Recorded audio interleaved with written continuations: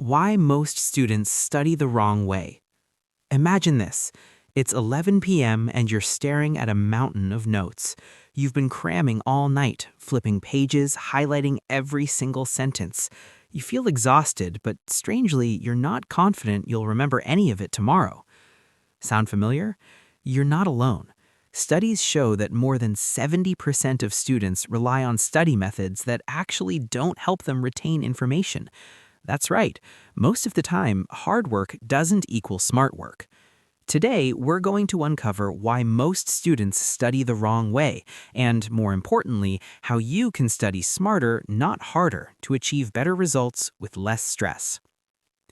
Visual suggestion. Show a student surrounded by piles of notes looking stressed and tired. Overlay statistic. 70% of students study inefficiently. Let's start by talking about what many students do and why it doesn't work. Mistake 1. Cramming last minute. We've all been there, waiting until the night before an exam to memorize everything. It feels urgent and motivating, but here's the catch. Cramming works in the very short term, but it doesn't help long-term retention. The information fades quickly because your brain hasn't had time to process and encode it into memory. Example. A student memorizes 50 vocabulary words for a test the next morning. They might remember 40 of them during the exam, but a week later, only 10 stick. Mistake 2. Passive highlighting. Highlighting textbooks or notes is comforting. You feel productive, but research shows that simply marking text doesn't create deep understanding. Highlighting is a passive activity, and your brain is essentially on autopilot. Visual suggestion. Show a hand coloring a page with a highlighter while the words fade away as a memory animation. Mistake 3. Rereading without engagement. Many students think that rereading a chapter 3 to 4 times will magically stick, but without active recall, your brain doesn't strengthen those memory connections. Rereading is like walking through a forest but never planting any seeds. You see it, but nothing grows. Mistake 4. Multitasking while studying. Phones, notifications, music with lyrics, these are all distractions. Research shows that multitasking while learning can reduce efficiency by up to 40%. Your brain can't focus fully on 2 complex tasks at once. Mistake 5. Ignoring sleep and nutrition. Studying for hours on end without sleep or proper meals might seem heroic, but your brain literally needs rest and fuel. Lack of sleep impairs memory consolidation, meaning your hard work might not be stored at all. Pause for visual or animation.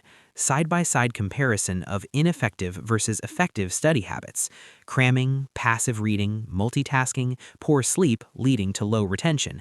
Spaced learning, active recall, focused study, proper sleep leading to high retention. Now that we know the mistakes, let's explore why they don't work. A little science can go a long way in understanding how the brain actually learns. Cognitive load theory. Your brain has a limited working memory. Think of it as a small desk. You can only hold a few things at once. Cramming too much information overwhelms this desk, and most of it gets pushed off before it's stored in long-term memory. Example, trying to memorize an entire chapter in one night is like trying to fit 50 books on a tiny desk. Some are bound to fall off. Active versus passive learning. Active learning engages your brain in processing, questioning, and retrieving information. Passive learning, like rereading or highlighting, feels productive, but doesn't create strong neural connections. Key takeaway: the brain remembers what it has actively worked to recall, not what it has passively seen. Memory works best when information is reviewed multiple times with gaps in between. This is called spaced repetition, and it taps into a psychological phenomenon known as the spacing effect. Instead of cramming, your brain strengthens memory each time you revisit material. Retrieval practice. Retrieving information from memory, not just reviewing it, is crucial. Tests, quizzes, or simply trying to recall information without looking are far more effective than reading notes over and over. This is called retrieval practice, and it actively strengthens memory. The role of sleep. Sleep isn't downtime. During sleep, your brain consolidates memories, transferring them from short-term to long-term storage. Without enough sleep, all your effort might never stick. So, if cramming and highlighting don't work, what does? Let's break down practical, science-backed strategies you can start using today. Strategy 1. Spaced repetition. Instead of studying all at once, break your study into smaller sessions over days or weeks. Step by step. Identify the material you need to learn, break it into chunks. Review each chunk multiple times over increasing intervals. 1 day later, 3 days later, 1 week later. Test yourself at each review. Visual suggestion. A student reviewing flashcards over several days with a graph showing increasing retention. Strategy 2. Active recall. Test yourself rather than passively reading notes. Step by step. Close your notes. Write down or say aloud everything you remember about a topic. Check what you missed. Repeat until you can recall everything correctly. Example: a student trying to explain the water cycle without looking at a textbook. Strategy 3. The Feynman technique. Teach what you've learned to someone else or pretend to. Step by step. Pick a topic. Explain it in simple terms as if teaching a friend. Identify gaps in your explanation. Review the material and simplify your explanation again. Visual suggestion. An animation of a student explaining a concept to a small cartoon friend. Strategy 4. Interleaving. Mixing subjects or topics in one study session, called interleaving, improves understanding and retention. Example: instead of doing 50 math problems on the same formula, alternate between algebra, geometry, and word problems. Strategy 5. Use retrieval-based tools. Apps like Anki, Quizlet, or physical flashcards implement spaced repetition and retrieval practice automatically. Now that you know the science, here are some practical hacks to make your study sessions even more effective. Tip 1. Pomodoro technique. Study for 25 minutes, then take a 5-minute break. After 4 cycles, take a longer break. This helps maintain focus and prevent burnout. Tip 2. Mind mapping. Visualize information by connecting ideas in a map. It engages your brain and improves comprehension. Visual suggestion. Show a colorful mind map connecting history of World War II topics. Tip 3. Mnemonics and memory hacks. Turn facts into memorable acronyms or stories.